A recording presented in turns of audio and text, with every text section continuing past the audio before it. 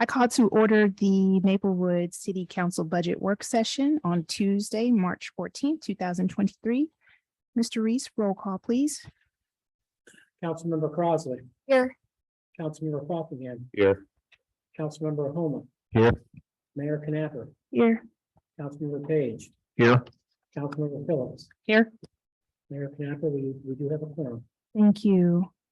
All right, you're all here, so we're going to skip item number 3 and go to item number 4. Mr. Reese? Yes, so tonight will be the Lexi Miller Show, and we are going to first talk about our 4 debt service funds, which she will walk through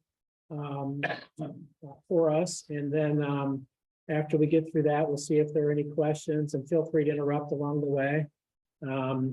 And then we also have a new graph as requested by City Council. So Lexi, you're up. Okay. Oh,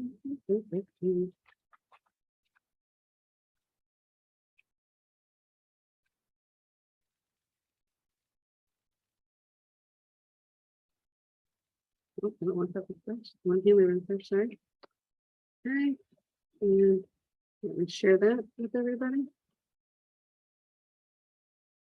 Am I sharing my screen right now? I think I am. No.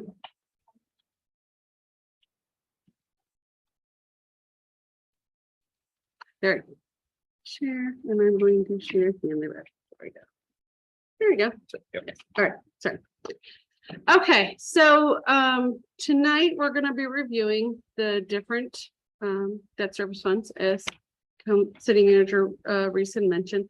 I made a couple of changes this year to the budget worksheets. I don't know if they jumped out at you or not, but just a couple of tweaks because there were a couple of comments last year when we were doing these. So just as a reminder, the Hanley Road TIF is a tax increment financing district that we have, which allowed the redevelopment of the area, which is Hanley Road on the west, Laclede Station Road on the east, Volk Avenue on the north, and then the Metrolink right away on the south. So that's going to be like that Lowe's area. So that's what this fund is for. And of course, we took out bonds to be able to assist with that development. And then we use these funds that we collect through the TIF to pay off those bonds. So on this first page, you will see one of enlarged. Well, I mean, and the screen, it's just hard. Oh. We can try.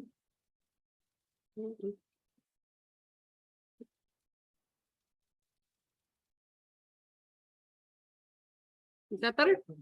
Okay, so one more time. Like that. So the original issue amount again was the $12,150,000. The estimated outstanding as of 6/30/2023, which would be at the end of this current fiscal year, is anticipated to be about $2,795,000. And this is estimated to mature in November of 2026. So we have just a few more years for budgeting on this. One of the first changes you'll see, I added in, so we have 2020, 2021 actual, which are numbers from our audit. The 21-22 actual, which are numbers from our most recent audit. I've included the current year budget, what we anticipated. Then I have included a new column, which is the forecast, is where we expect to be at the end of the year. So how much we expect to be able to put towards the Hanley Road TIF towards by June 30, 2023. And then, of course, the next year budget, 23-24 budget. So as you can see, we've kind of go up and down. It just kind of depends. And the reason why it goes up and down is because we take an average of the last 5 years revenues. Let's do this. Let me go to the next page. So I take an average of the 5 years revenues. So as you can see, I added this tab as well to show how I come up with those numbers. So I have the revenues from our audit from 2018 through 2022. And then I take those averages to determine what I'm going to estimate as our budget for 2023-24. So The average of those numbers is $1,091,335.34, which if we go back to page 1. Let me scroll down. It'll be, you can see that I have that number as our budget for 2023, 2024. Basically, all the money that comes in from this fund has to go to pay the debt for this fund. It cannot be used for anything else. And if we go to the third page here, you will see that the only thing that we do out of this fund is we make trustee payments. So that way the trustee can pay off our bonds. So that's reflected here. It's a pretty straightforward fund.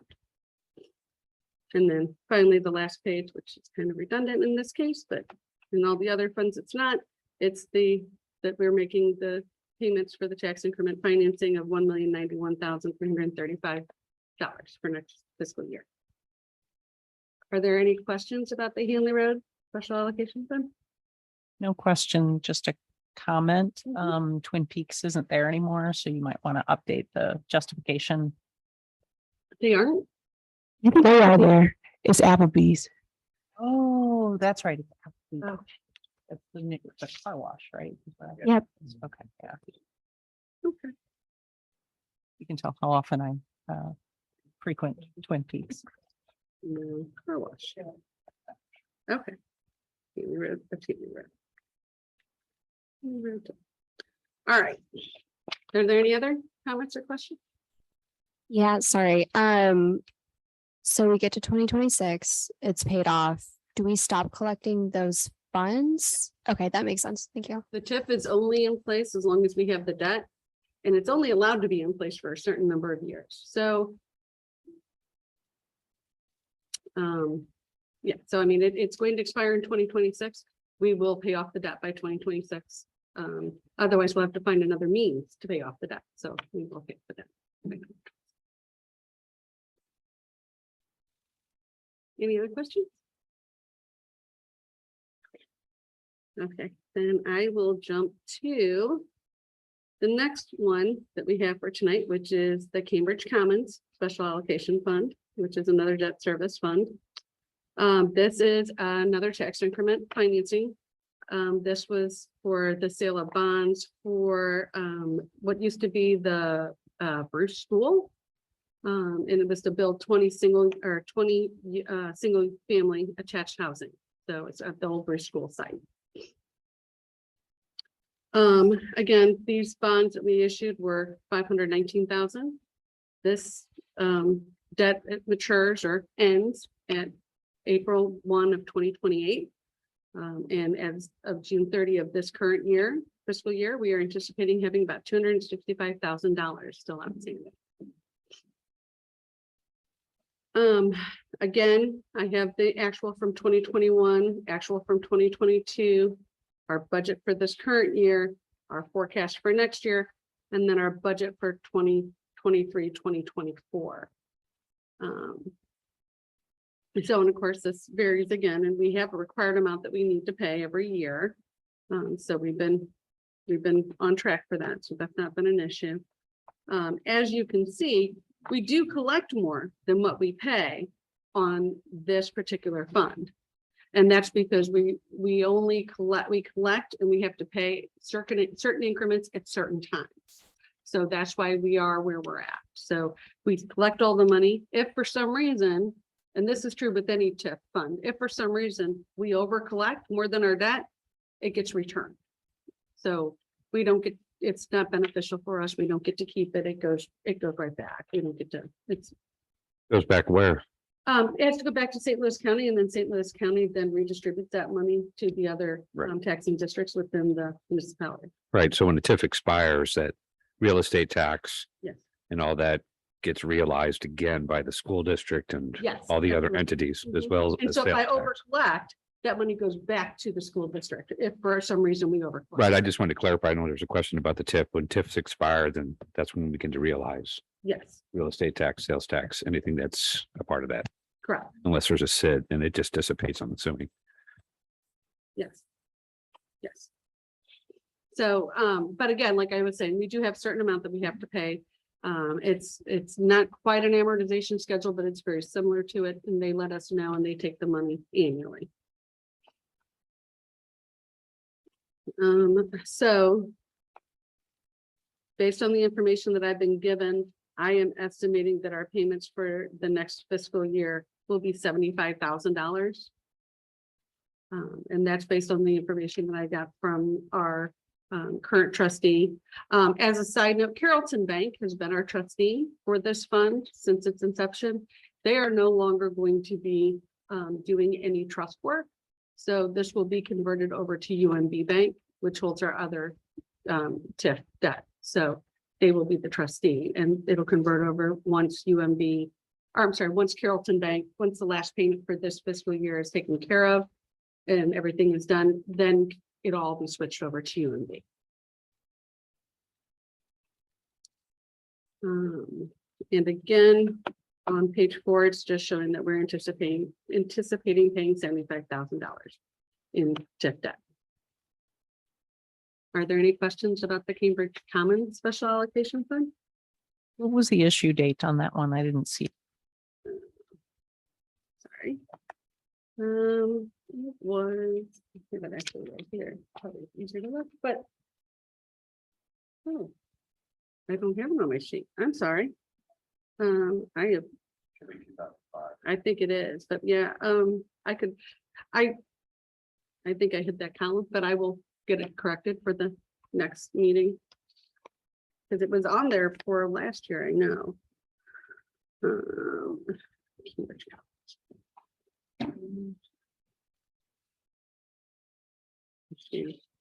Date.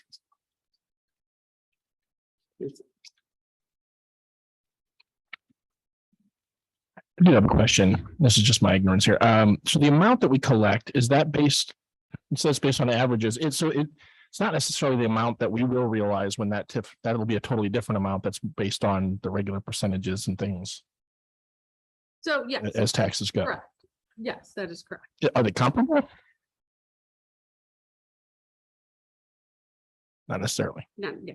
Okay. I guess they can be, but I don't think. It would just be a they- coincidence. Yeah, I don't think that they really necessarily line up, but they can be.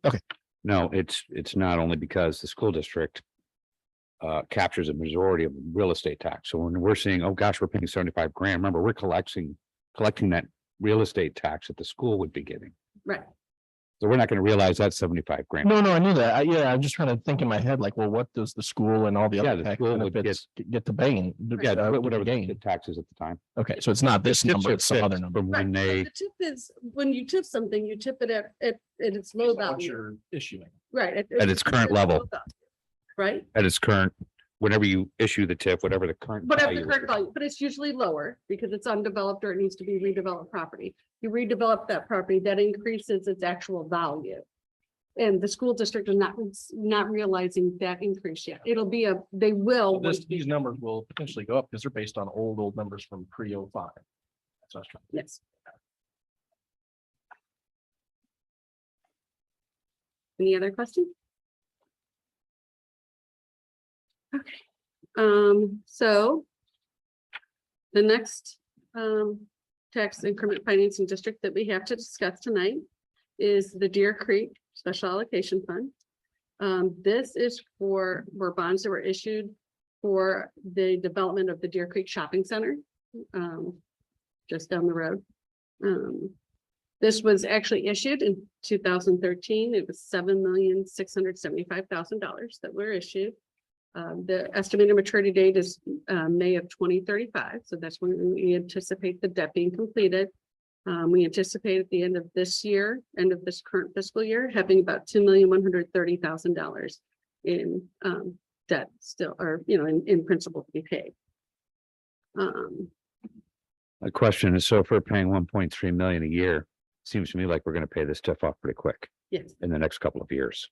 yeah. Okay, And then we have, there's interest and stuff that we have to pay on those bonds. So there is some interest as well.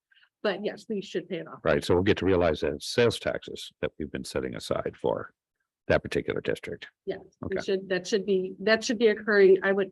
We have 2035, but if it goes that long, I'd be very, very surprised. I mean, wouldn't it be like 2025? I mean, if there's only 2 million left and we're paying 1.3 million a year, am I missing something?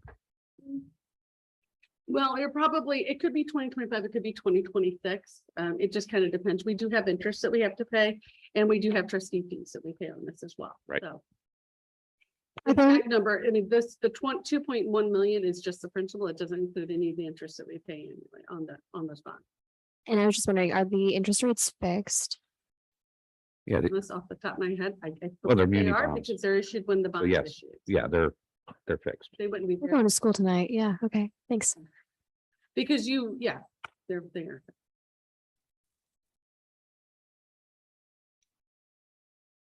As you can see, we have been collecting a lot of money, with this TIF annually. It kind of varies from year to year, but it's been, definitely had a lot of sales through that area. And as you can see, we collect the revenue and then we pay the revenue. It doesn't always equal year to year because it depends on when so sales tax revenue, for audit purposes, and this is where it gets kind of confusing. So sales tax revenue is actually, if you go to the grocery store today and you buy something, that tax is considered that it was paid in March, but it goes to the state. At the end of March, the grocery store will put all of the state sales tax and send it to the state. And so then in April, the state then sends us those funds. So we're always a month behind in our sales tax. So at the end of every fiscal year, the auditors go back and accrue 2 months worth of sales tax or put that in the current year. So that's why you may show $1.2 million in collections or 1.4 million in collected in 2021. But when you look at the actual amount that's sent over in 2021, it's only, it is actually the same. Okay, I'm surprised. It shouldn't be. Well, I guess it could be. But there are times where it won't actually match up evenly because the way the sales tax comes in versus when we actually get it to the bank. And so if we don't get it to the bank, or if the auditor doesn't accrue that as an expense because I don't do it by certain date, then it will not necessarily match up, but 1 year will be a little bit higher and the revenue will be a little bit lower. So it all goes through. It's just how it actually shows up on the books for audit purposes. Let me see. So again, we had only budgeted $1,337,186 to be collected or to be spent, to be put towards the trust this year. I'm thinking we're going to be closer to 1.4 million this year. So if our revenues stay the way they are, and we can collect all those funds and send that over to the TIF, then that just helps us to pay that debt off sooner and be done with that TIF. Again, as was shown on the first page, I am anticipating for fiscal year 23-24 to collect about $1,337,186 that can be used to pay off debt. And again, that is all just goes into trust payments. It'll either be bond payments, interest payments, or trustee fees that we have to pay for them to manage the trust.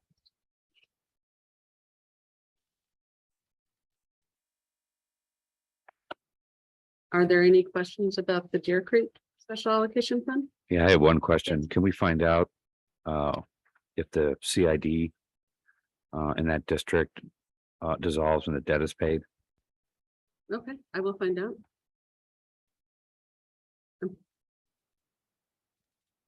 I don't I know. mean, technically it should be, but I would think so, but I don't know that it will. Yeah, and if it doesn't, where do those funds go? those funds would continue to go into the community improvement district if they haven't collected all their funds. So community, because the CID was set up to have a certain amount of funds to improve that area. If they haven't collected them all, then even if the TIF ends, I think the CID would stay open until it collects that budgeted dollar amount. Who runs the district? The district actually has several people appointed. I believe, Michael, aren't you on the Deer Creek CID? Yeah. So we have a city representative. They have developer representative. And they allocate those funds strictly for updates to that area. Yes, that's the only way that they can, that's the only way those dollars can be spent. Michael, Yes. isn't Brentwood a part of this with us? Is that the organization? That's the Hamley Road. Okay. TDD. Yeah. I sometimes get confused with them, but that's a Hamley Road transportation TDD. And, yeah, this is a separate Deer Creek one. Okay, forgive me, you're jogging my memory. So this is the one where we council agreed to 2 appointments to this one, right? The Deer Creek? Correct. Okay.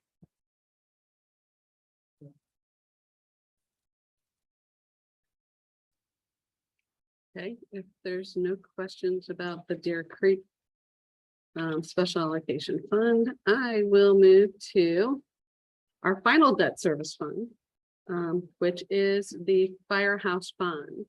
Make this bigger, so you can see it.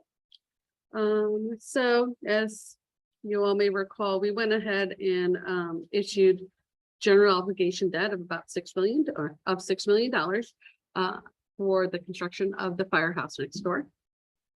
That was done in March of 2015. And those bonds are set to mature in March of 2035. We currently have a principal balance of about $3.9 million to be paid at the end of 2023. And again, this does have an amortization schedule. We know how much we're going to pay every year. And it kind of goes by based on the principal amount that we pay as well as the amount of interest that we pay. And then if we have any fees. So as you can see, it hovers just under $400,000 a year. It can fluctuate a little bit depending on interest or fees, but generally just under $400,000 a year. We had budgeted $398,318 for this fiscal year. I think we're going to be right at $398,000 even. I'm not expecting any other invoices, so I think we're good for this fiscal year.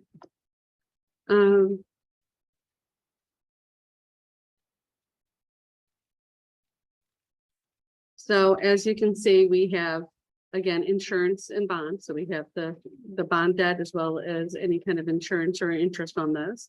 And then we also have professional fees, which are the fees that we pay every year. And we've already received all of our invoices for professional services, and we have our debt service payments that are scheduled. So we know what those are going to be.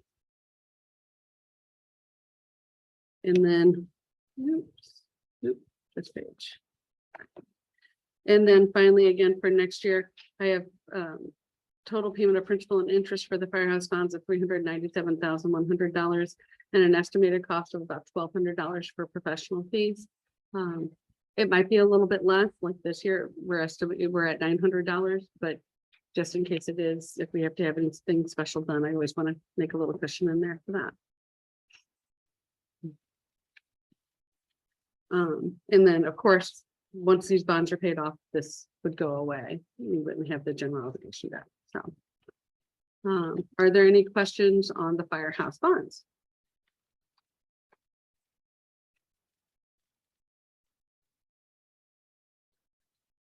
So those are all the debt service funds that we have to discuss tonight. Okay, if we proceed to item number 5. Okay. Just to kick this off, there was a new draft requested by some council members. And I think once Lexi pulls this up, it's, and I talked about it. It's very helpful to look at our revenues versus our expenditures over a longer period of time, as well as to look at our fund balance. And she'll go through this, and there may be some comments and questions as a result. So as requested, I went ahead and extended out the period for this graph from 2017 through 2022, and these are audited numbers. I also have included the fund balance. So as you can see, fund balance, we have our general fund revenues, we have our general fund expenditures. So now I got it here. So this red line here is the expense line, and you can see it's kind of volatile. Our blue line here is our revenue line.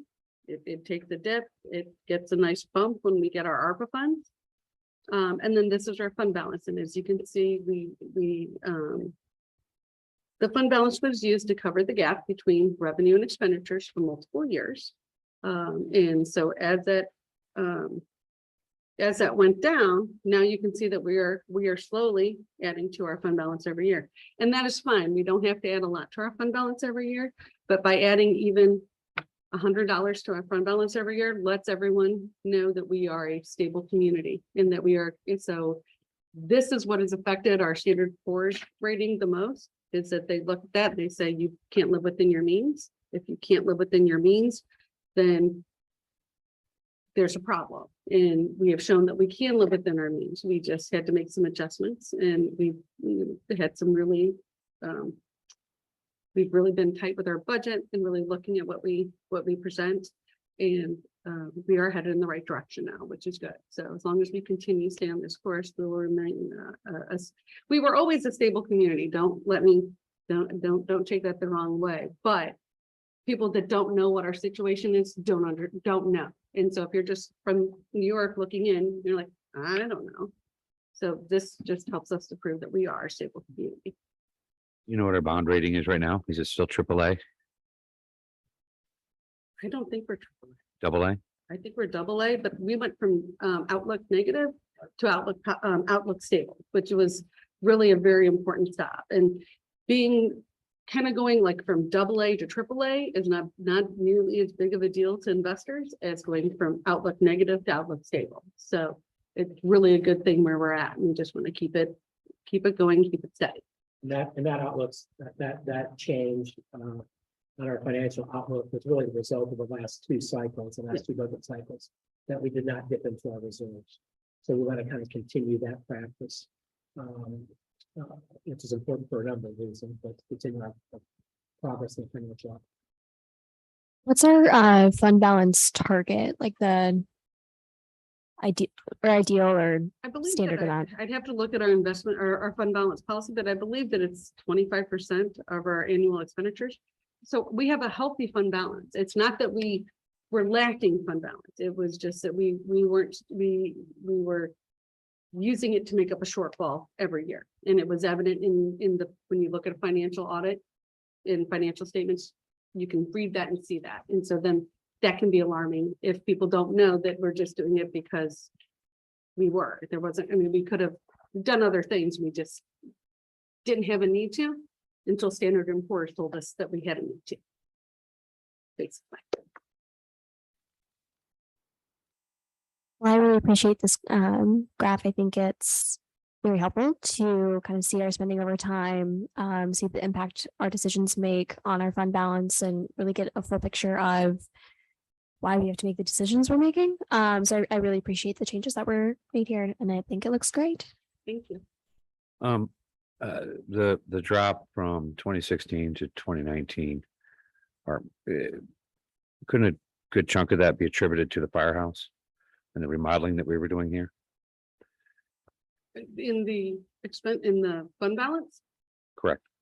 that is very possible. Yes, but as you can see, it's not like just a dip. It's a steady decline, and that's what they don't want to see, is that steady decline. Right. No, I just know we had to use more than $6 million to build that. Yes, firehouse. we did have to use fund balance in order to be able to finish the firehouse. It was more than anticipated. It was almost 1 million. I believe so. It was a lot more than anticipated, unfortunately.